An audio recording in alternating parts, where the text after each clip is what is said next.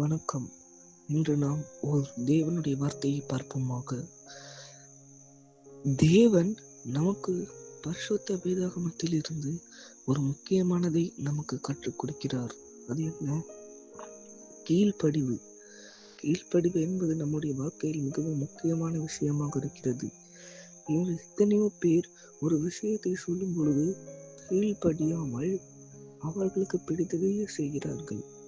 ஆனால் ஒரு தடவை அவர்கள் தேவனுக்கு விருப்பமானதை செய்து பார்த்தால் அவர்களுக்கும் நன்றாக இருக்க முடியும், அவர்களை சுற்றி இருப்பவர்களுக்கும் நன்றாக இருக்க முடியும். ஆனால் அநேகம் பேருக்கு இன்று கீழ்ப்படிவு என்பது அது அவர்களுக்கு ஒரு பிடிக்காத காரியமாகவே இருக்கிறது.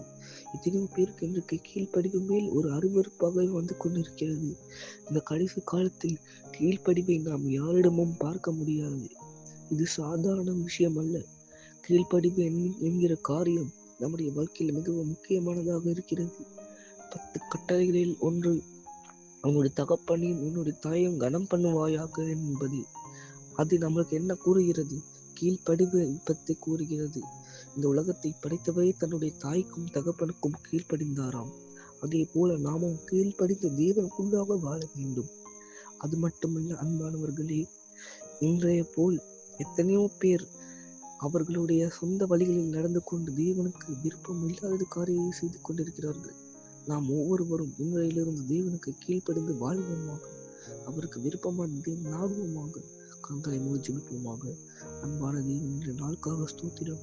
உங்களுக்குள்ளாக கீழ்ப்படிந்து வாழத்தக்கதாக உதவி செய்யுங்க. உங்களை விட்டு பிரிந்து போகாதபடிக்கு நீங்க எப்படி இந்த பூமியில வாழ்ந்தீங்களோ இதே போல நாங்கள் உமக்காக கீழ்ப்படிந்து வாழ்றதுக்காக உதவி செய்யுங்க. உங்களை நாமத்துக்கு ஜெபிக்கிறேன். ஆமீன்.